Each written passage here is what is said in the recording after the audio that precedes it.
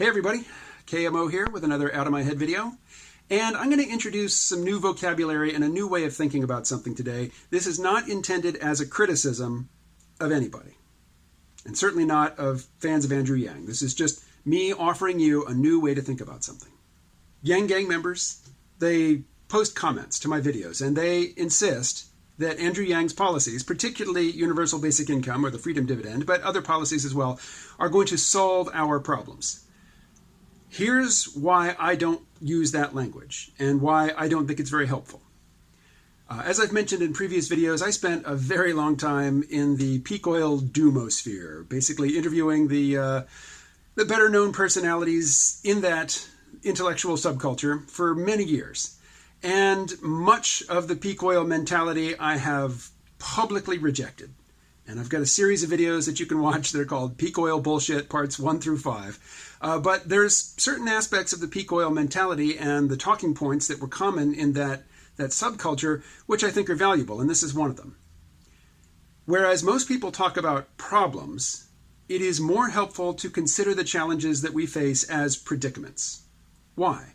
Because a problem is a formally stated set of operations, basically, which has a single solution. There is only one solution to a problem, and that solution, once you have achieved it, it's done. Your work is done. And a formal problem, say this one here, 1 plus x equals 4. If we solve it, we understand that x is 3. X would have been 3 100 years ago. X will be 3 100 years from now. If there are any humans around 1,000,000 years from now to think about this problem, X will still be 3. Whereas the Freedom Dividend, or any policy that any politician, including Andrew Yang, proposes, is not a solution to a problem. It is a response to a predicament. It is not some formalized Platonic ideal that is unchanging forever. What might have been useful 10 years ago might not be useful today. Something which is a good response to pressure, to a predicament right now, might not be a good response 20 years from now or 2 weeks from now. The situations that we are faced with, we as a culture, we as a nation, we as a society, we as individuals, are dynamic. They change over time so that one size doesn't fit all and one response doesn't equal a solution which solves the problem forever. I never, ever, ever say that word. At least I try not to. It is so overused, and it reinforces this idea that the challenges that we face as individuals, as a nation, as a culture, are problems that can be solved. They're not. They are not problems. We have a predicament. We are facing challenges, and challenges don't have solutions. They have responses which either make the situation better, in which case they are adaptive responses, or they make the situation worse, in which case they are maladaptive responses. As I've mentioned before, I am not a, uncritical supporter of the notion of universal basic income. There are a lot of ways it can be done poorly.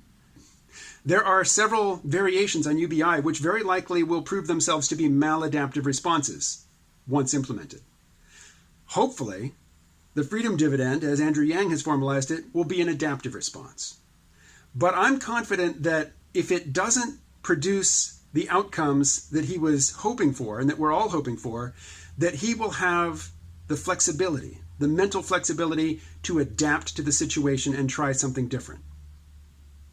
If somebody is driven by ideology, I have very little faith that they are going to be data-driven, that they are going to be reality-based in their approaches, and that they will correct when their intended solution makes the situation worse.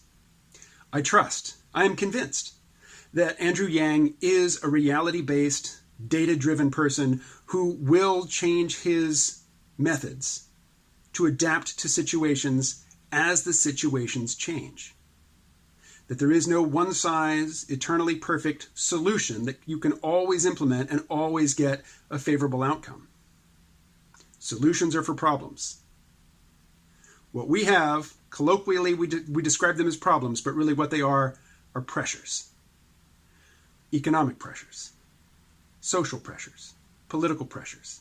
They are pressures that bear upon us, upon our institutions, upon our nation. Things build up, things accumulate, pressure builds up, something breaks, pressure is released in one part of the system, but is continuing to build up in another part. Complex systems interact in weird ways, and we try to tweak something and we get some weird outcome that we never anticipated because we didn't consider all the different ways in which various things interact with one another. So we have to be reality-driven, we have to be grounded, we have to be data-driven, as Silicon Valley folks would say. This is the exact opposite of ideological commitment. A laissez-faire libertarian says that cutting taxes always stimulates growth. Well, sometimes it might. Under some circumstances, it probably would. But it doesn't mean that every time you cut taxes, you're going to get another increase in growth until you get down to zero taxes whatsoever. Reality doesn't work that way. Although a doctrinaire laissez-faire libertarian will insist that it does. I could draw examples from the far left as well. From Marxist ideology. Marx made assertions a couple hundred years ago, which many people alive today take as unfailing gospel things. His pronouncements will always be true, regardless of what, the actual situation in the world is at some given time. So my position is that sometimes I think a situation calls for a shift to the left.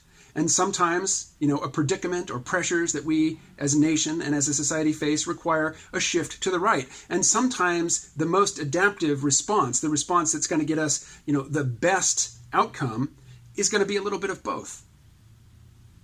We have to be willing to adjust course according to the outcome that we get.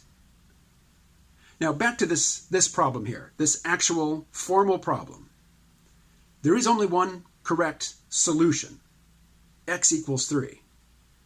But in the real world, there are a variety of possible outcomes. Some of them we will judge good in the moment, although looking back on that same moment and that same outcome 10 years down the line, we might revise our opinion of it. We might think, oh, it seemed good at the time, but it also brought on this other problem, or it also exacerbated this other pressure.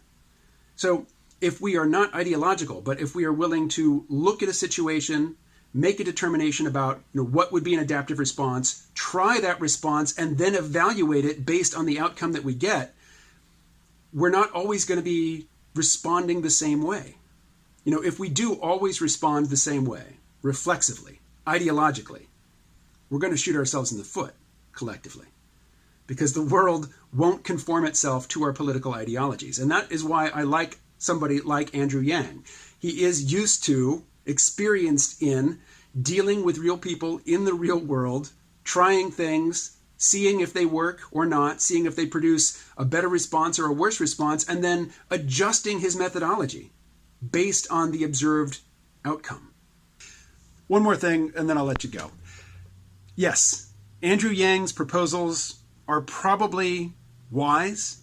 They are certainly worth considering. They may be worth implementing, but they're not solutions. Another piece of feedback that I get quite a bit says that if Andrew Yang is not elected president in this particular electoral cycle, that the United States is doomed. No, it's not. To be doomed means to be subject to a preordained fate, such that your choices don't matter. Our choices do matter. Regardless of who is elected president in 2020, we will still be faced with decision points where we are called upon to choose between a variety of options. Some of the responses that we can make will be adaptive, some will be maladaptive. What we decide to do will affect the outcome, which means that we're not doomed. It could be that we have a choice between a variety of unattractive outcomes, that the best case outcomes are no longer available to us, but that is not the same thing as being doomed. Our choices will still matter, which means, by definition, that we will not be doomed.